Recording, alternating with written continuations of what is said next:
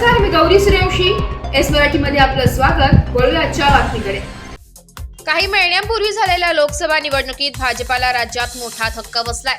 भाजपने 28 जागा लढवल्या, त्यापैकी 9 जागांवर त्यांना विजय मिळालाय, तर महायुतीला राज्यात 17 जागांवर विजय मिळालाय. राज्यात विधानसभा निवडणुकीमध्ये महायुतीने मोठं यश मिळवलंय, तर महाविकास आघाडीला मोठा फटका बसलाय.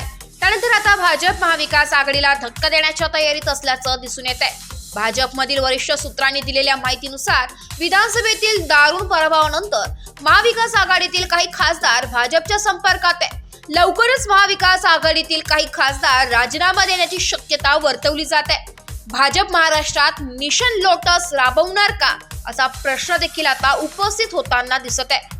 राष्ट्रवादी शरद पवार गटाचे काही खासदार भाजपाच्या संपर्कात असल्याचं भाजपाने दावा केलाय.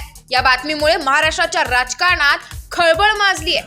काही महिन्यांपूर्वी झालेल्या लोकसभा निवडणुकीत भाजपला राज्यात मोठा धक्का बसला. भाजपने 28 जागा लढवल्या, त्यापैकी 9 जागांवर त्यांना विजय मिळवला, तर महायुतीला राज्यात 17 जागांवर विजय मिळाला. महाविकास आघाडीला 30 जागांवर विजय मिळाला, तर एका जागी अपक्ष उमेदवार विशाल पाटील यांचा विजय झाला. त्यांनी काँग्रेसला पाठिंबा दिलाय.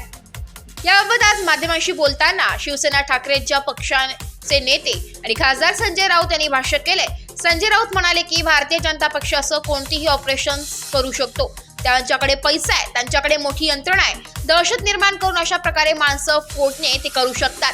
याआधी देखील एकनाथ शिंदे यांच्यासारखे किंवा अजित पवार यांच्यासारखे लोक का त्यांच्यासोबत गेले, ते देखील भीतीपोटीच भाजप सोबत गेले.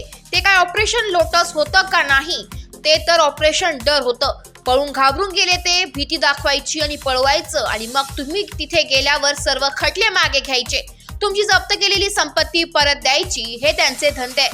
नैतिकता नावाचा कोणताही प्रकार मला भारतीय जनता पक्षाच्या सत्तेमध्ये दिसत नाही, असा टोला संजय राऊत यांनी लगावलाय. Bureau report, S Marathi news, Nashik. अशाच नवीन ताज्या घडामोडी जाणून घेण्यासाठी आमच्या एस मराठी न्यूज चॅनलला लाईक करा, शेअर करा, सबस्क्राईब करा आणि बेल आयकॉनला क्लिक करायला विसरू नका.